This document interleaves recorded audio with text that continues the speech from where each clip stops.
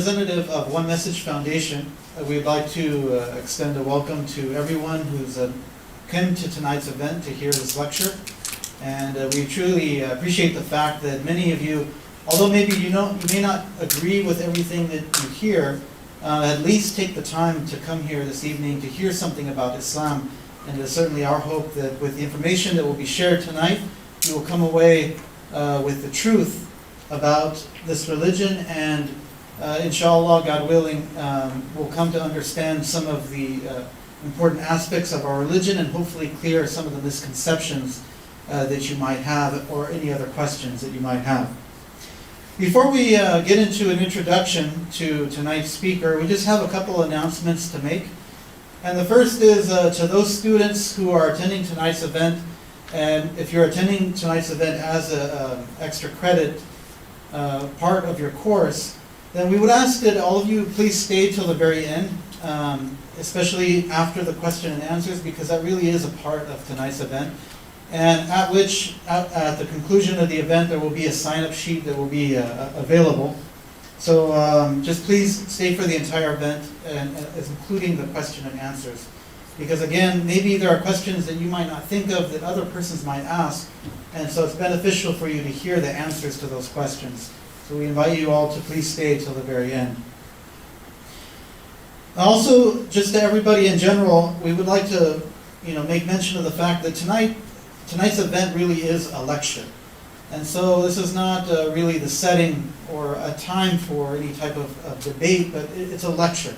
So we'd like to tell everybody just to appropriately respect the fact that it is a lecture, and if during the course of the lecture you have any questions, to please write those questions down. We don't want to interrupt the speaker throughout the course of the lecture, because this can be a little bit of a distraction. So write those questions down if you have them, and inshallah, God willing, at the very end of the event, during that question and answer section, we will spend the time to answer those questions that you have. So write them down and just save them, and at the very end, you will have an opportunity to ask those questions and receive an answer to them. So in regards to tonight's speaker, Uthman Ibn Farooq, we'd like to make a little bit of mention about tonight's speaker and who he is. Uthman Ibn Farooq is a person who has a credential in that he has and holds a master's degree in the field of what we call the sciences of hadith. This is specifically with reference to Islamic knowledge in regards to the narrations of the Prophet Muhammad, peace and blessings be upon him. He has also studied under various Islamic scholars and teachers throughout various countries where Muslims are the majority population. And studying under these individuals, he has received what we call as ijaza or ijazat, which is basically authorization which he has received on the part of these Islamic scholars to in turn teach the works and the books that he has studied under these individuals. He himself is also an author of a book which deals with a specific subject or topic of Islamic worship. Brother Uthman is also very active in San Diego among the Muslim community. He's a lecturer as well as a teacher. He holds various courses, weekly course, which he teaches different Islamic subjects. He is also very active in spreading the message of Islam to non-Muslims by means of what we call da'wah activity, or, for example, going to different events to spread the knowledge of Islam, as well as attending various colleges and university campuses throughout San Diego to deliver lectures about the religion. So with all of this in mind, we'd like to ask now that everybody turn their attention to tonight's speaker, Uthman Ibn Farooq, as he discusses with us tonight's interesting topic about demystifying the religion of Islam. Assalamu alaikum wa rahmatullah. Assalamu ala man taba al-qada. We'd like to begin today with a quick reminder. I know a lot of you may have come here for the extra credit. Trust me, I was in college. I remember those days.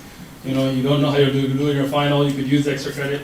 But I would like to discuss something which I think is very important, and look at the significance of history and our place in history, and how this event can actually affect that. If you think back in history, you ever wonder, how could it be? You know, we get fed these news feeds about the past and these massacres, and you know, when you see people rushing in huge crowds to greet Hitler, somebody who's, you know, again, we've been taught about how cruel and insane and, you know, a homicidal maniac of a person he was, and he drove Germany into, you know, almost at the brink of destruction and everything. Then you wonder, how was it that many people, millions and millions and millions of sane, regular, hardworking people would follow such a leader, and would follow such a leader and allow him to carry out acts of genocide and acts of mass murders, invading countries, trying to wipe out populations. How did people who were men of God even follow such a man and agree with him to be able to bring forth a very common picture that we see? I'm sure everybody's seen these pictures before. How did this happen? I wonder myself, and you know, not to think too far into far-off lands, even if you look at our own country. This is a period that our country went through. Can you imagine? Look at the sign. Who wants to read the sign for me? Somebody. Raise a hand. Gentleman right there at the front. Man, you're racist. How could you even use that word? Right? Imagine in our time if somebody said, Japs, keep moving. This is a white man's neighborhood. Imagine how offensive that would be. How many people here would be offended by that? Oh, you wouldn't be? Really? Seriously? Okay. You're going to have to stand the ball with me, and I'm watching you guys. Alright? So everybody here would be offended by this. Imagine if ordinary citizens who had no crime, that committed no wrongdoing, were arrested and taken and put behind barbed wires and made to wear uniforms and humiliated and put in prison internment camps in these kinds of cages for years and years without even being charged with a crime. How many of you would be appalled by that as an American? Somebody wouldn't, apparently. I'm just kidding. Okay. Imagine this. Imagine notices like this. If you go into a neighborhood and there's a notice that if you're of a certain heritage or a certain people, you're not allowed to be in this neighborhood. You have to, even if your ancestry, you have to go straight to a prison camp, even though you've done nothing wrong.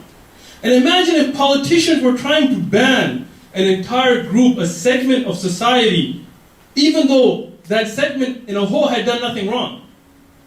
Imagine, how could Americans have let this happen based on the freedoms? Oh man, I got the roll music and everything. Even though America was based on such rules that we believe in people being equal, imagine what would you have done if you were there during this time?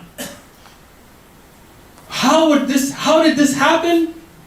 The media, propaganda, villainization of a people. Do you see this cartoon? What is it telling you? It is telling you that all people of Japanese ethnicity are only awaiting an order from some emperor to attack America, even though this was totally false. Totally false. You know who drew that? Dr. Seuss, by the way. No, I'm not kidding. Look it up. So when you have this kind of a war where you take cartoons and you make pictures that make you think that there is an ethnicity or a religious group, here it being the Jewish population in Germany, that is stabbing you. They are your hidden cells. They are waiting amongst you to attack you because they are your enemy. When you get fed this propaganda and you don't read and you don't think and you don't speak, then you start to think that there are certain people that are not humans. You start to think that they're animals. You start to get fed this idea and you start to buy it. And this is something we have to be very careful about, because what happens, it takes a human being and starts to make a human into being less of a human, dehumanization. You see what they do? If they don't want you to be a human, they give you a number. This is from World War II. And this is from a few years ago. So, if you look at the idea where you start giving numbers to people, that's why prisoners are not given names, they're given numbers. so that people don't think of them as people. You see, you take the human aspects away, you cover up the eyes, you cover up the faces, you cover them up so then they don't look like human beings. So when you're being told that people were electrocuted and shocked and tortured, you don't think of them as being humans. Waterboarding, it's probably some fun activities like surfing. Sure, why don't you go try it? So when you look at this kind of a thing, then you have to think in our time, when this is happening, what are we doing? As people of conscience, as people who look back at Germans during World War II and thought, how could they let that happen? As people who thought back to the 40s about what the Japanese were going through in the internment camps, and we thought, how could Americans have let that happen? Innocent people were being rounded up and put in 8 cages, never even being charged with anything. How could that happen? It's because people didn't take the time, like you today, to come out and think and realize and speak, and then realize that maybe what we are being fed, like those cartoons, aren't the truth. So who are we going to be like in this time? We talk about the times of Martin Luther King. We watch these movies about Malcolm X and the struggle during the civil rights movement. And all of us think, yeah, I'd be right there, right? I'd be right there. I'd be that guy. You know, I'm with you guys. You know, I want to stand up for what's right. You know, I'd be the guy against the Nazis in Germany. But would we? I mean, if we're going with this propaganda today that we're being fed, if we're not trying to clarify these issues, build those bridges, read ourselves about what is being fed to us through Fox and all these other shows that are no longer the news but more propaganda machines, then we aren't that guy. Then we are those people who quietly let a massacre, a genocide, a internment of our civilization go on. And we don't want that to be. And that's one of the points today, is to clarify some of those issues and make all of us understand that history, when you don't know it, when you don't think about it, it will repeat itself. And if you don't believe me, look at what's going on. You know, when we see these mass rallies that were anti-Semitic, talking about getting rid of the Jews and how Jews should no longer be in Germany, we're seeing the same thing today in Germany.